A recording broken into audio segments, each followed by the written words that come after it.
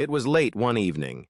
A servant was waiting out the rain beneath the Rashomon gate. Under the wide gate, there was no one else but this man. The only other presence was a single cricket, perched on one of the great round pillars where the red lacquer had peeled away in patches.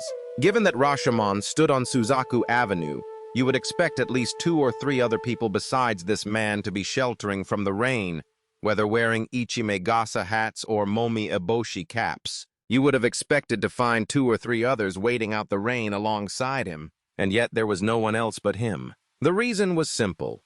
Over the past few years, Kyoto had been struck by one disaster after another: earthquakes, whirlwinds, fires, and famine.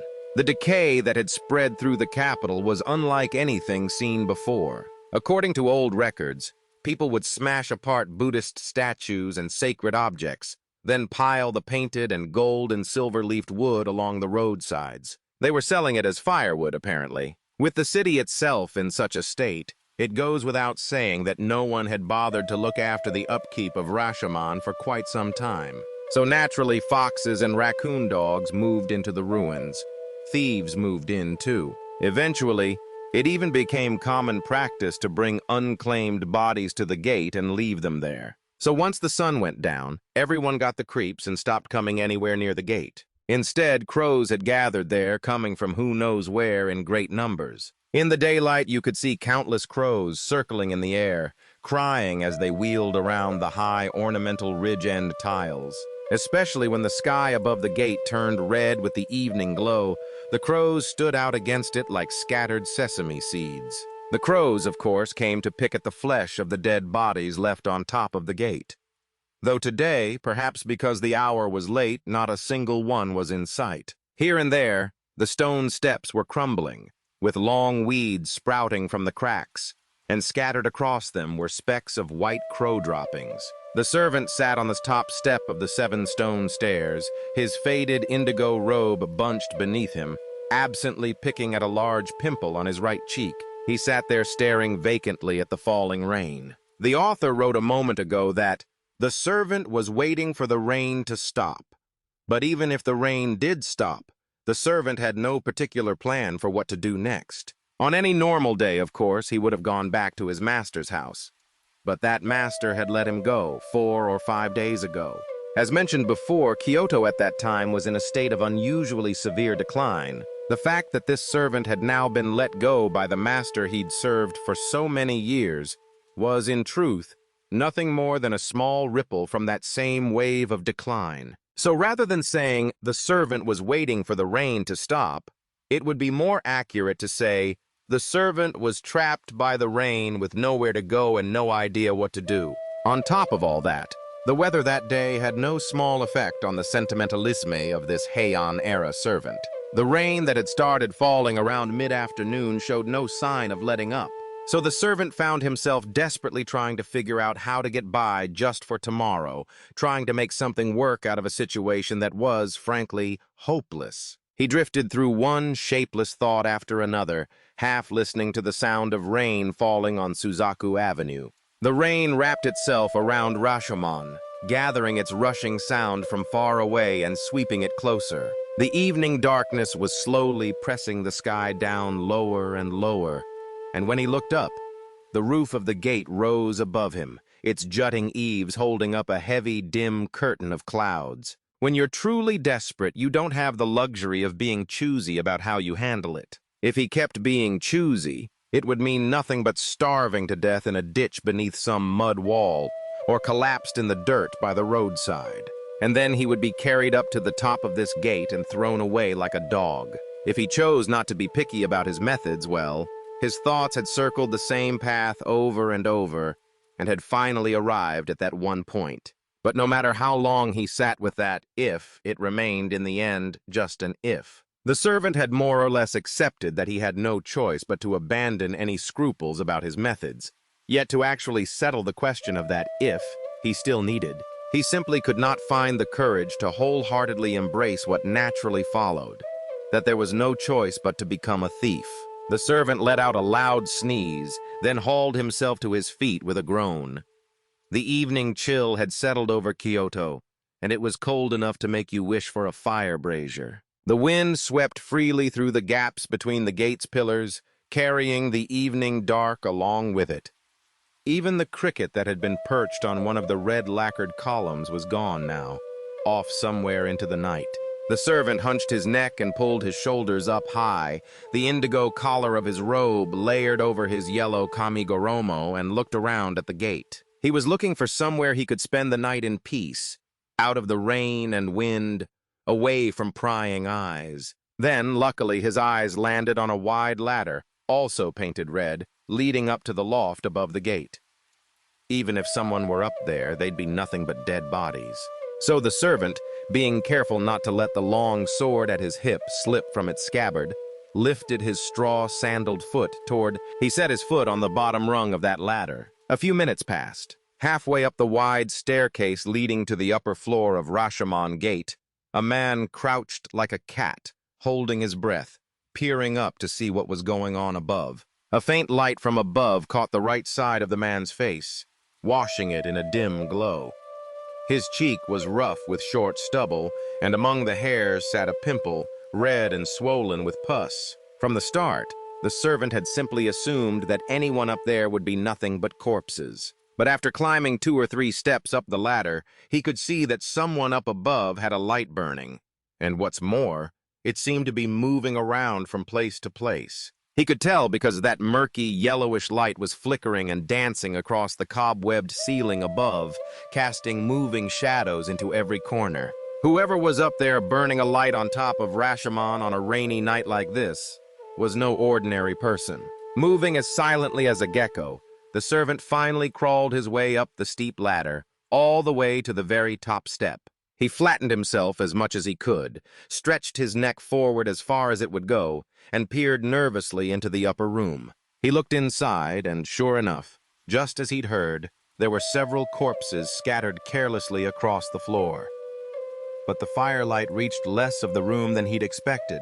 He couldn't tell how many there were. What he could make out dimly was that among them were bodies stripped bare and bodies still clothed. And of course, among them were apparently both women and men. And the corpses were all lying there in such a way that you could almost doubt they had ever been living human beings at all, like clay figures molded out of mud. Mouths hanging open, arms stretched out, sprawled and scattered across the floor. The dim firelight caught the raised contours of their shoulders and chests, throwing the hollows between into even deeper shadow.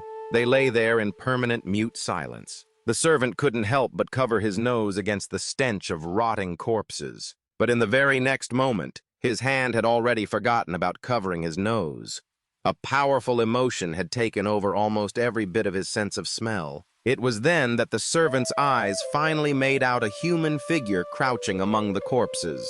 She was a short, scrawny old woman with white hair, dressed in a robe the color of cypress bark, and she looked just like a monkey. The old woman held a lit piece of pine wood in her right hand and was peering down at the face of one of the corpses. Judging by the long hair, it was most likely the corpse of a woman. The servant was caught between 60% fear and 40% curiosity, and for a moment he even forgot to breathe.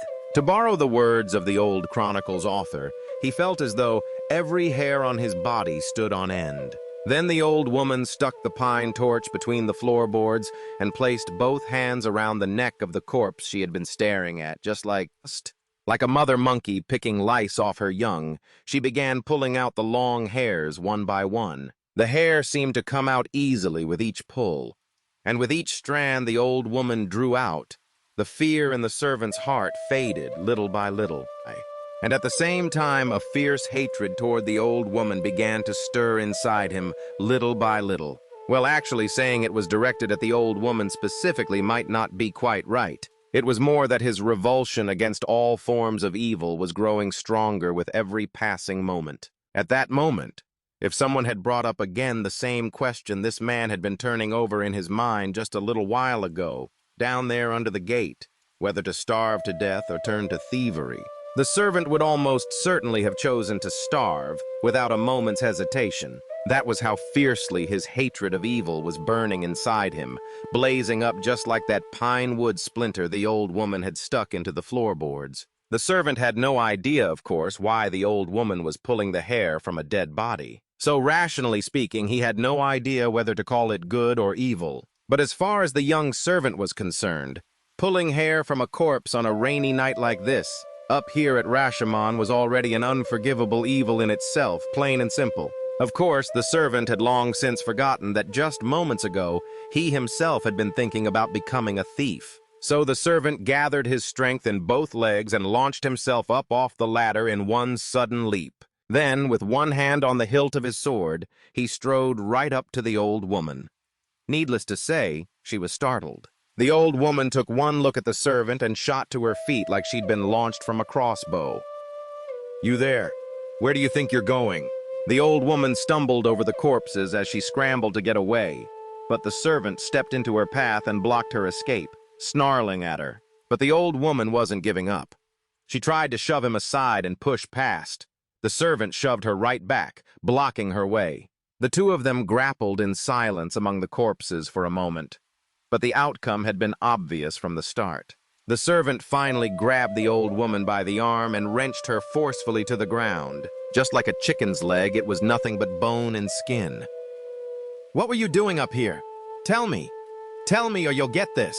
The servant shoved the old woman away, then suddenly drew his sword from its scabbard and thrust the gleaming white blade right in front of her eyes.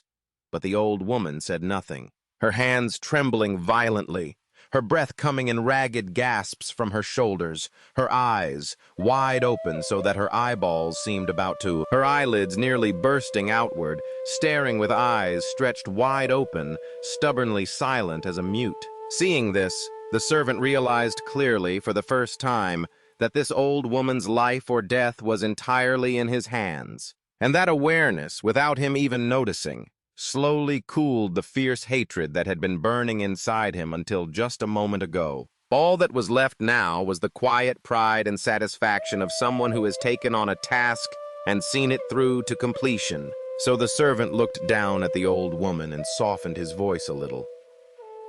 "I'm not one of the Kebishi's men. I'm just a traveler who happened to pass by this gate a moment ago. So I have no intention of tying you up or doing anything like that to you. All I need is for you to tell me what you were doing up here on this gate just now." At that, the old woman opened her eyes even wider than before and stared hard at the servant's face. She fixed her gaze on him with sharp, predatory eyes, the rims of her eyelids raw and red, like the eyes of a bird of prey. Then her lips, so wrinkled they had nearly merged with her nose, began to move, as if she were slowly chewing something. You can see her thin throat move, the sharp knob of her Adam's apple working up and down. Then, from that throat, a voice like the cawing of a crow came rasping its way, breath by ragged breath, into the servant's ears. "I was pulling out the hair, you see, pulling out the hair to make a wig out of it." The old woman's answer was so unexpectedly ordinary that the servant felt a wave of disappointment. And right along with that disappointment, the same hatred as before came flooding back into him, this time wrapped in a cold, quiet contempt. The old woman must have sensed the change in his mood. The old woman, still clutching in one hand the long strands of hair she had pulled from the corpse's head, muttered in a low, croaking voice like the grumble of a toad, stumbling over her words as she spoke. "I'll grant you, pulling hair from a dead body, that's a terrible thing to do, no question about it. But every last one of the dead lying here deserved to have that done to them. Take this woman here whose hair I just pulled out. She used to cut snakes into pieces about 4 inches long, dry them out, and sell them as dried fish. She used to go sell it at the Taitawaki soldiers' camp. If she hadn't died of the plague, she'd probably still be out there selling it.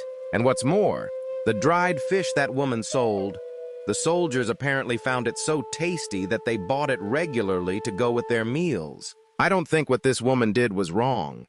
She had no choice, don't you see? It was either that or starve to death. So then what I'm doing right now, I don't see that as wrong either. Same thing, really. If I don't do it, I'll starve to death. When you've got no choice, you've got no choice. So since she knew full well what it means to have no choice, she'll probably look the other way about what I'm doing too." That was more or less what the old woman said. The servant had sheathed his sword and stood there, one hand resting on the hilt, listening to all of this with cold, detached calm. His right hand, meanwhile, kept drifting up to a large, pus-filled pimple on his cheek as he listened. But as he listened, something stirred inside the servant, a kind of courage he hadn't had earlier, standing beneath the gate. And the courage stirring in him now was moving in exactly the opposite direction from the courage that had driven him up into this gate and made him seize the old woman. The servant didn't just stop wavering between starving to death and becoming a thief. At that moment, the thought of dying of starvation had been pushed so far out of his mind that he could barely even conceive of it. Is that really so? When the old woman finished her story, the servant repeated the question back in a mocking tone. Then he stepped forward suddenly, pulling his right hand away from the pimple on his cheek, grabbed the old woman by the collar, and snarled at her. "Then don't go blaming me for robbing you. I'd starve to death too if I didn't do what I had to do." The servant quickly stripped the old woman of her kimono. Then he shoved her away roughly, kicking her down onto the pile of corpses as she tried to cling to his legs. The ladder opening was just 5 steps away. The servant tucked the stripped bark-brown robe under his arm and flew down the steep ladder into the darkness below in the blink of an eye. It wasn't long after that when the old woman, who had lain crumpled there like she was dead, raised her bare body up from among the corpses. The old woman muttered and moaned as she crawled toward the ladder opening, guided by the faint light of the still-burning fire. She crawled to the opening and peered down through the gate below, her short white hair hanging upside down. Outside there was nothing but darkness, deep and absolute. No one knows what became of the servant.